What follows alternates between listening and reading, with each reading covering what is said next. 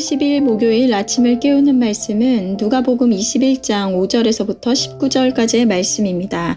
오늘의 제목은 임박한 심판의 때입니다.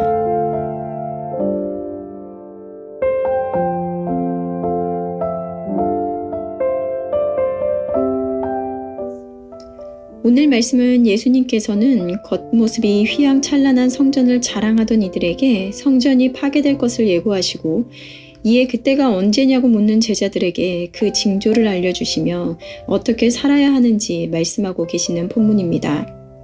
오늘 5절에서 6절 말씀을 보면 어떤 사람들이 성전을 가리켜 그 아름다운 돌과 헌물로 꾸민 것을 말하며 예수께서 이르시되 너희 보는 이것들이 날이 이르면 돌 하나도 돌 위에 남지 않고 다 무너뜨려지리라.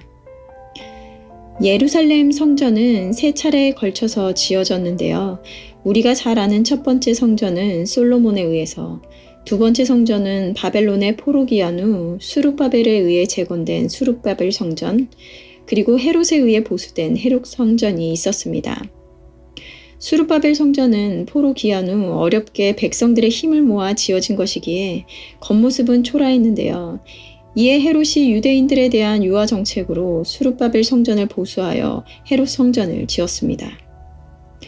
80년에 걸쳐 지어진 헤롯 성전은 이전 성전보다 그 외관과 크기가 비교가 되지 않을 정도로 화려했는데요. 오늘 말씀에서처럼 이 성전을 자랑하더라는 것입니다. 하지만 우리가 잘 알다시피 예수님께서 성전을 장사꾼의 소굴로 만든 것을 보시며 자판을 엎으시고 성전 정화를 하신 말씀을 기억하실 것입니다. 겉모습은 화려하나 그 속은 하나님의 임재가 아닌 온갖 거짓과 부패가 가득한 모습을 보고 분노하셨던 것입니다.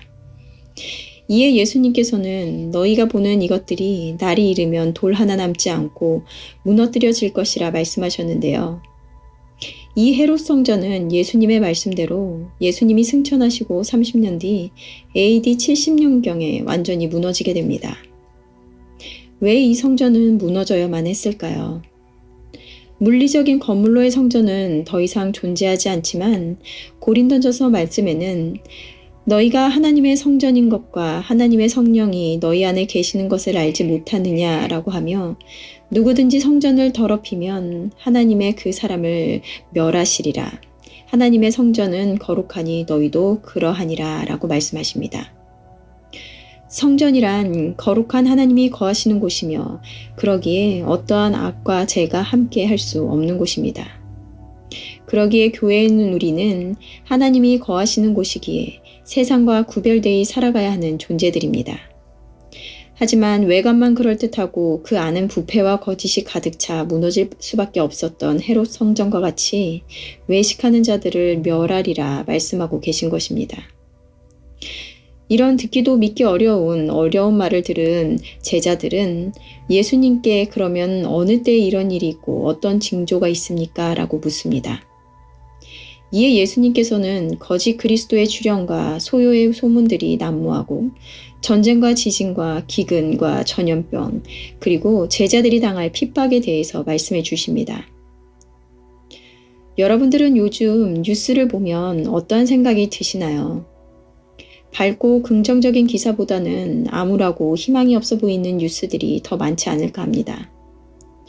얼마 전 미얀마에 일어난 강진으로 3,500명이 넘는 사람들이 사망을 했고 또 요즘 일본 정부에서는 30년 안에 난카이 지역의 강도 9.0의 강진으로 대지진이 일어나 30만 명이 넘는 사람들이 죽을 것이라는 대재앙에 대한 경고를 하며 대비할 것을 보도하였습니다. 그렇다면 대한민국은 어떤가요? 저출산 문제가 심각한 것을 모두 알고 있을 텐데요.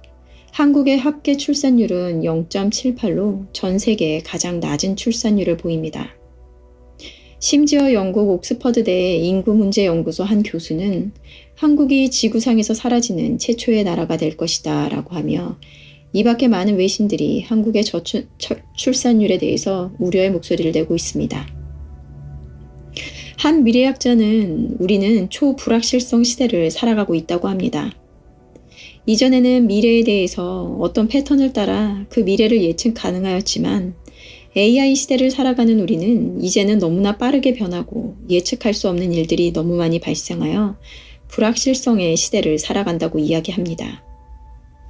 이러한 뉴스를 접하고 이와 같은 세상을 살아가는 사람들에게 들어오는 마음은 무엇일까요? 바로 불안함과 두려움입니다. 그리고 이러한 사람들의 심리를 이용해서 이익을 취하려 미혹하는 자들이 나타난다는 것입니다. 오늘 제자들도 이 말씀을 들으며 염려하지 않았을까요? 주변을 보면 예수님께서 말씀하신 이러한 징조들이 발생하고 오늘의 제목처럼 임박한 심판의 때가 온 것만 같습니다. 이런 세상 가운데 우리는 어떻게 살아가야 할까요? 마지막 때가 가까워 왔다고 모든 것을 포기하고 종말을 기다려야 하는 것일까요?